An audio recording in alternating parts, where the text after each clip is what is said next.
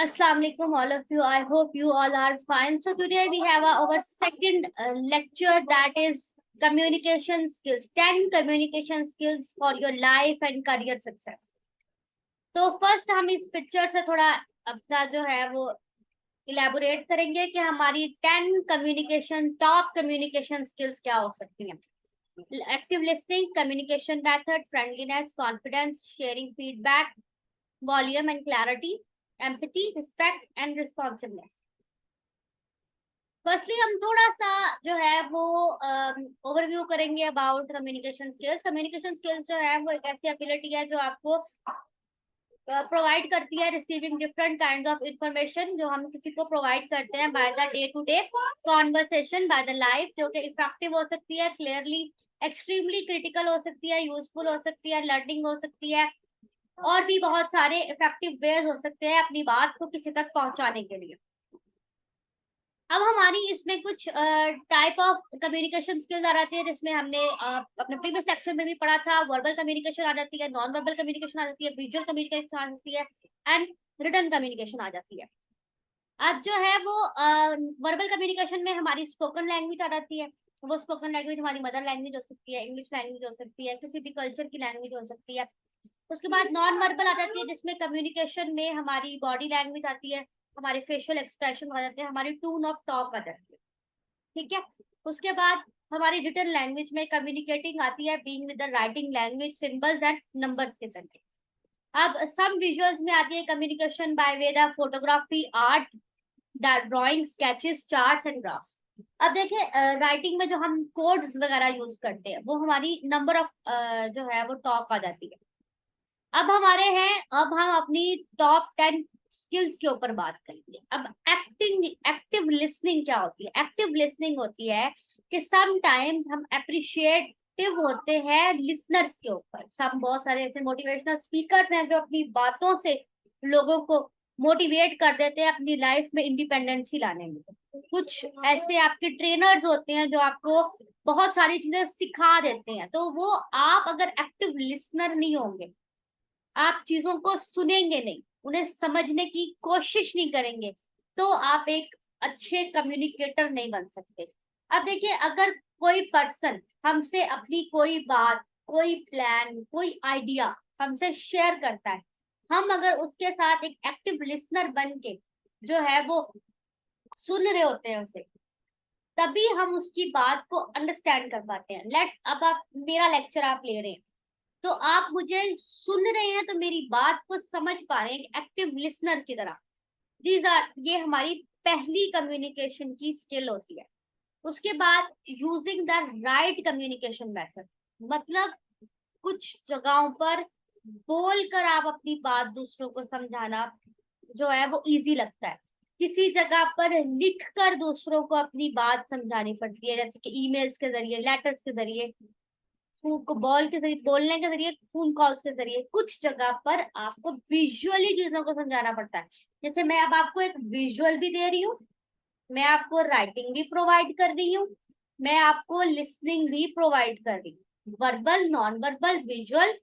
और मैं चारों तरीकों का इस्तेमाल, नॉन वर्बल, वर्बल, विजुअल और जो है वो क्या कहते हैं उसको, राइटिंग, सब आपको प्रोवाइड करके आपके साथ कम्युनिकेट करने की कोशिश कर रहे हैं. ठीक है.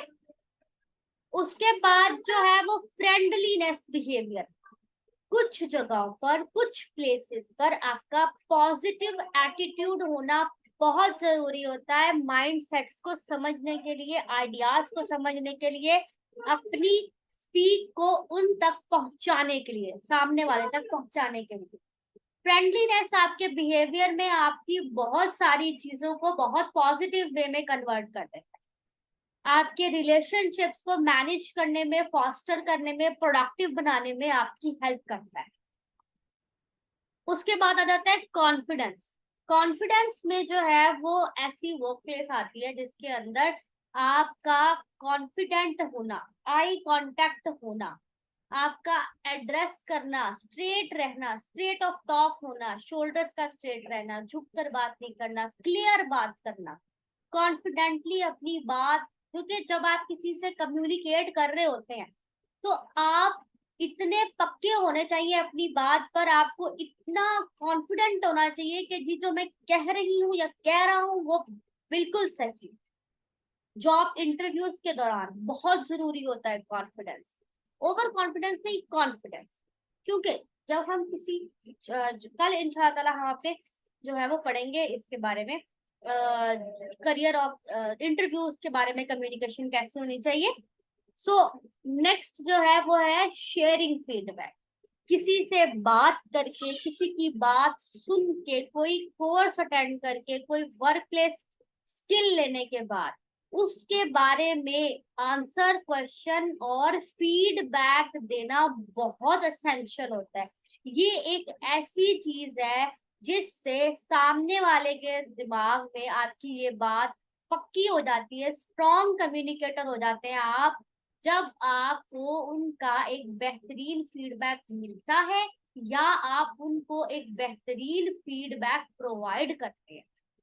ये आपकी कम्युनिकेशन सीखी हुई प्रोफेशनली आपको एक डेवलपमेंट जो आपके अंदर हो रही होती है वो बहुत जरूरी होती है।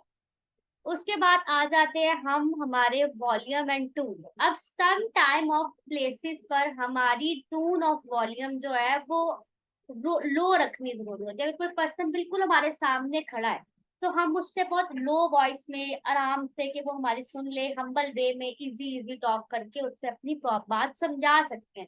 अब हम अगर किसी बड़ी प्लेस पे हैं, सर्टेन ऑफ सेटिंग है कोई बड़ी सारी, और वहां पर हम अपने एक बड़ा सारा रूम है, उसमें बहुत सारी ऑडियंस बैठी है और उस पे हम अपनी बात उन तक पहुंचाने की कोशिश करें, तो फिर कोशिश करना चाहिए आपकी वॉइस थोड़ी सी लाउड हो, डिसरिस्पेक्टफुल में भी ना जाए, ऑकवर्ड भी ना लगे, और इतनी हो कि आपकी बात उन सब लोगों तक जो बैठे हैं उन तक पहुंच जाए।